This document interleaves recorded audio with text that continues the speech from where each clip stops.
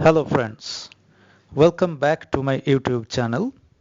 In the present session, I am going to give you some general introduction to Alexander Pope's great satiric masterpiece, The Rape of the Lock. This long narrative poem was first published by the poet in the year 1712. 2 years later, the poet published another enlarged version of the poem, and as you very naturally understand, this was in the year 1714. Now, there are two basic differences between these two versions of the poem, The Rape of the Lock by Alexander Pope. And what are the two differences? The first thing is that the 1712 version was complete only in two cantos, whereas the version that came out in the year 1714, it contained a total of 5 cantos. And apart from that, there was yet another major difference between these two, and that was in the 1712 version, there was no supernatural machinery employed or used by the poet Alexander Pope, whereas in the version of the 1714, in the version that came out in the year 1714, Alexander Pope introduced the supernatural machinery based on the Rosicrucian doctrine of spirits. Now, apart from this very basic information regarding the rape of the lock by Alexander Pope, we should remember some other things regarding the poem. And what are they? First, as I have already told you in the very beginning lines of my lecture in this session, that this is a satiric masterpiece by Alexander Pope. This means this poem is a satire. And this poem is also variously called in other names like mock epic poem, mock heroic poem, or the writer Alexander Pope himself used the term heroic comical poem. Now, these terms are really going to be very important for our understanding of the true nature of the poem itself. What are the different terms to repeat once again? The first term of significance is the supernatural machinery. The second term, the second major important term regarding the poem is going to be satire, then mock epic or heroic comical or mock heroic. Now, we are going to discuss about all these terms in detail in the subsequent sections of the present discussion. But first of all, let us look at the title of the poem itself. What is the title? The Rape of the Lock. And here, the word that comes foremost to capture our attention is the word rape. R-A-P-E. Now, this word rape is usually associated with a misdeed, with a kind of criminal offense, and that is the destruction, the molestation of the chastity, of the honor of a lady. So very easily you can understand that this word rape, R-A-P-E, it usually bears, it communicates a sense of something that is very derogatory. But this negative implication of the word rape is not to be found in the poem, because the word rape is not at all used in this poem in the sense of the molestation of the chastity or honor of a lady. So what happens is that the title of the poem itself is going to be much anticlimactic. It initially gives us a shudder to think of the term rape itself. It's a jarring word, the word rape itself, but in the course of the poem, what we find is that there is not at all the molestation or the destruction or the staining of the honor or chastity of a lady. Rather, this rape here refers to the destruction of a lock of hair. So this is the rape of the lock. That rape of the title does not refer to the rape of a lady. This simply or merely refers to the destruction of a lock of hair. So this title requires us to be cognizant of the central situation of the poem itself, or rather the situation which propelled or prompted the poet Alexander Pope to embark on composing the poem itself. And for that, we must go back to the 18th century London society, or rather the opening section, the opening years of the 18th century London society, in which our poet Alexander Pope also lived and wrote. Now, an actual event that took place in early 18th century London society actually prompted Pope to embark on the composition of the poem The Rape of the Lock itself. And what was the event? In the early years of 18th century, in the London society, there were two very well-known rich and aristocratic families. On the one hand, there was the family of the Fermors, Fermor spelling Fermor, and on the other hand, there were the family of the barons. They were known as the Peters, Petre. This is, I am repeating, this is not Peter, rather this is Petre. So these two families, the families of the Fermors and the Peters, initially they were in very good contact, in very good term with one another. But then the event took another turn. And what was that? In the Fermor family, there lived a very young, beautiful lady, and her name was Miss Arabella Fermor. Arabella Fermor was a contemporary heartthrob. And in the Peter family, there was a young baron, young lord. He was called the seventh Lord Peter. Now, our seventh Lord Peter, or who is simply referred to as Lord Peter in the poem The Rape of the Lock, he fell in love with Arabella. Arabella had already a long line of lovers, and now this time Lord Peter's name was included in the queue. So what happened was that Lord Peter fell in love with Arabella, and he also communicated his proposal of love and marriage to Arabella. But Arabella, she did what? She rejected, she discarded or dismissed the proposal of Lord Peter for love and marriage, and this actually infuriated the baron. The baron thought of taking revenge upon the lady, and what was the means of taking revenge upon the lady? In a party when Arabella was busy or engrossed in playing cards with her friends and associates, this Lord Peter, he approached Arabella Fermor from the back quite stealthily, and he did what? He took out a pair of scissors from his pocket, and with that instrument he cut off one of the two locks of Arabella's hair, which were really famous at that time. Now, these two locks were really nourished and pampered by Arabella. So when one of the two locks was cut off by the baron as a means of revenge, now the repercussion of this event was something very terrible. The families which were previously in good contact or in good term with one another, these two families now began to hate one another. There was the beginning, there was a start of a family feud or a family quarrel between these two families. So a very bitterness grew up. Now, under such circumstances, what happened was that there was a common family friend of both these two families. Now, his name was John Caryll. This John Caryll, remember the spelling, Caryll. Now, John Caryll also happened to be a very good friend of our poet Alexander Pope. Now, Caryll requested Pope to write something by reading which both the two families would be able to laugh away their quarrel or laugh away their bitterness. Now, this was the actual occasion, this was the actual cause which propelled Pope to write The Rape of the Lock. On the request of John Caryll, Pope took upon himself the charge of writing The Rape of the Lock, and the rest is history. So now this is precisely the occasion. This is precisely the actual course of events which led or which propelled Pope to write The Rape of the Lock.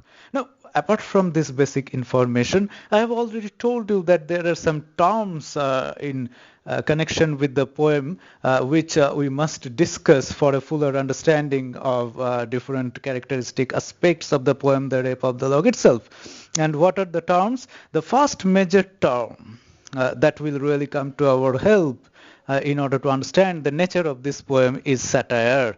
And what is the spelling of the word satire? S-A-T-I-R-E.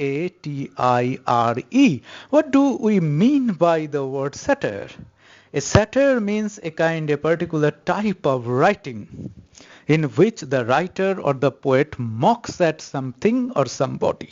That somebody might particularly refer to an individual person. This may also refer to a whole society in general. Now, the very basic question is, what is the purpose of mocking at the individual or the society? Why do we mock? There may be two purposes. The surface purpose or the first purpose is to provoke laughter, is to entertain the wit of the readers. But this purpose, the first purpose is not all, because this kind of laughter is not merely horse laugh.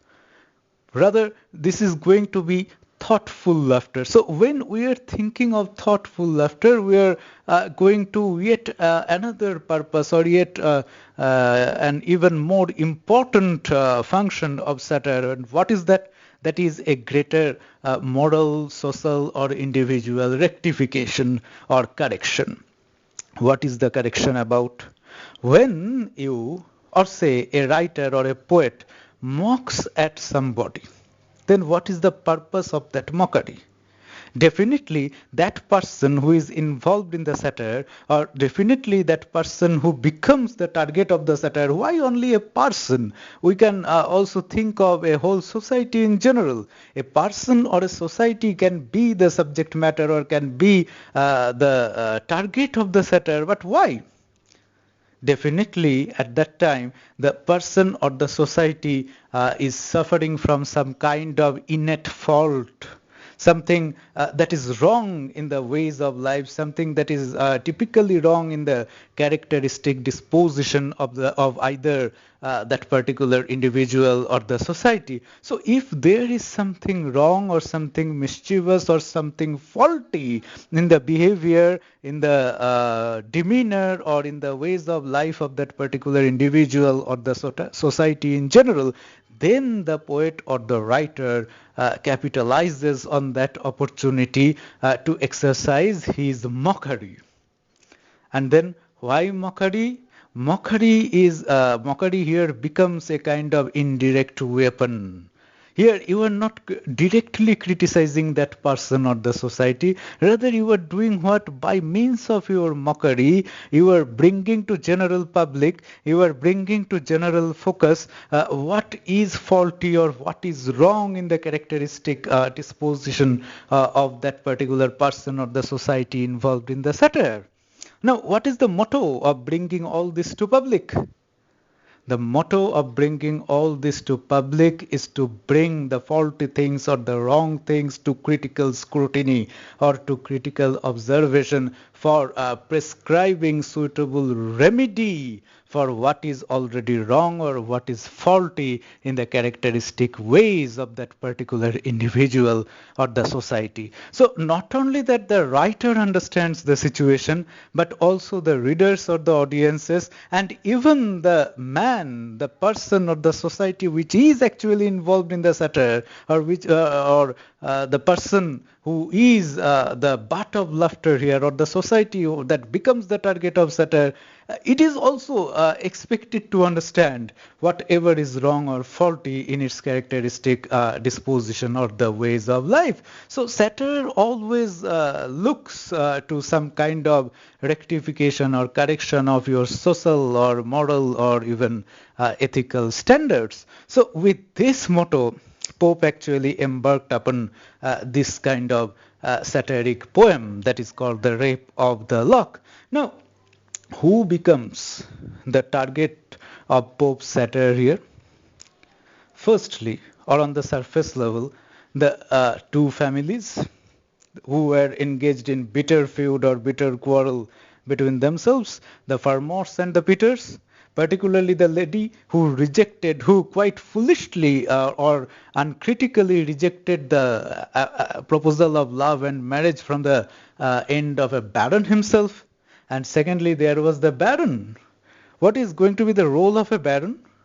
He becomes a man, or the baron is usually looked upon to be a man of administration, who has a very great socio-cultural or even socio-political responsibility to his contemporary men and women. But here this baron does what? Here the baron comes as a thief, and he stealthily comes from the back and he cuts off the lock of a hair of a lady. And this is not at all a gentleman-like work on the part of a baron. So not only that the lady is foolish, but also the baron is quite wrong in his demeanor. So initially these two persons become the target of Pope's satire here, but this satire is not limited here. Here the satire touches upon the entire society of early 18th century London. What kind of a society was this? This was a very artificial kind of society, full of artificial pomp and glitter. Everywhere there was the pomp of wealth, the pomp of, yes, aristocracy, yes, the pomp of inherited wealth was there, but no serious attachment to the society, no serious attachment to the moral or ethical upgradation of the human standards was perceived in this society in general. The women, their only task was to decorate themselves splendidly and glamorously so that they could choose, they could obtain male partners for flirting. Flirting and coquetry, these two were the only important things for the ladies to waste away their time, and equally shameless, equally morally and ethically bankrupt were the men. The young lovers, they woke up at 12, and these lines are actually there in the text of the poem. So they woke up at 12 and then they got busy with dressing and flirting and coquetry. So the men, they were equally coquettish and flirtatious, just like their female counterparts. And the hearts of these young men and women, they were not human hearts. In human heart, love is enthroned. But what happened in that society is that these people did not care for the true value of love. They were not at all concerned with the ideas of love, marriage, and family building. They were rather only concerned with the ideas of flirting away their time. They were only busy in coquettishness, in coquetry, in flirtatiousness, in flirting. So flirting and coquetry, these were the two chief mantras, or these were the two chief tenets or doctrines of the early 18th century London society in general. And Pope says what? The hearts of the ladies, they are comparable to toy shops. Just in a fair, we can think of a fair where the toy shops come and go.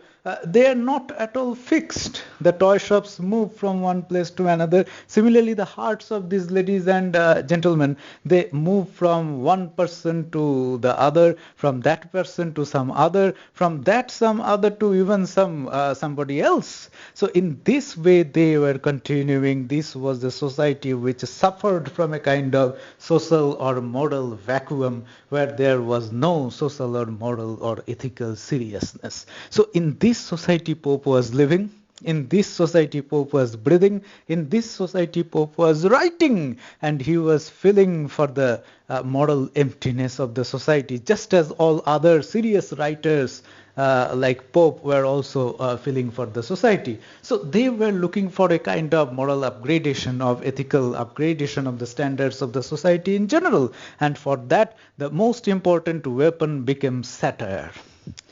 By employing satire, they did what? They brought before public what was generally wrong or faulty in the characteristic disposition of the people involved in that society in general. And what was the motto? The motto was definitely a greater social or moral or even ethical rectification. So with that motto, Pope actually tried to make this poem, The Rape of the Lock, a satire. And as the history says, as the history of literature, of English literature says, we are convinced that in the whole realm of the English language, the Rape of the Lock becomes the finest verse satire ever written. As I told you, Pope embarked on writing the poem on the request of John Carroll. and the rest becomes history. So this is about the first important part about the poem that we can discuss here. We have already discussed two important things about the poem. And what was that? The first thing was the connotation or the implication of the title itself, and second about the satiric content of the poem in general.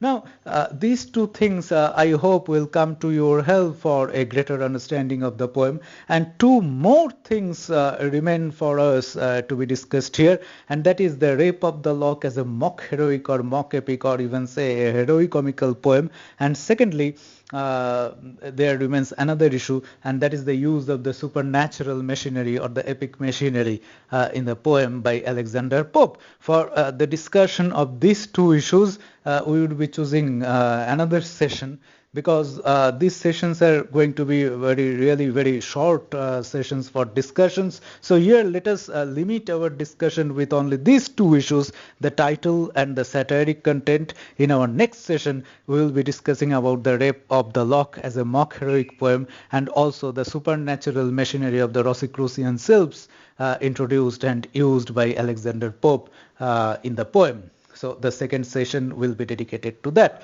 So for the first session, my dear friends, let me stop here.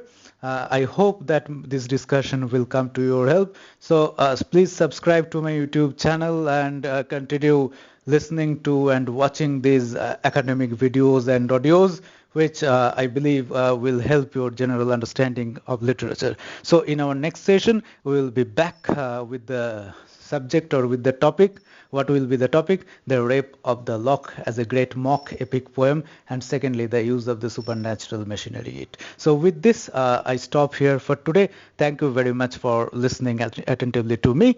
Thank you very much.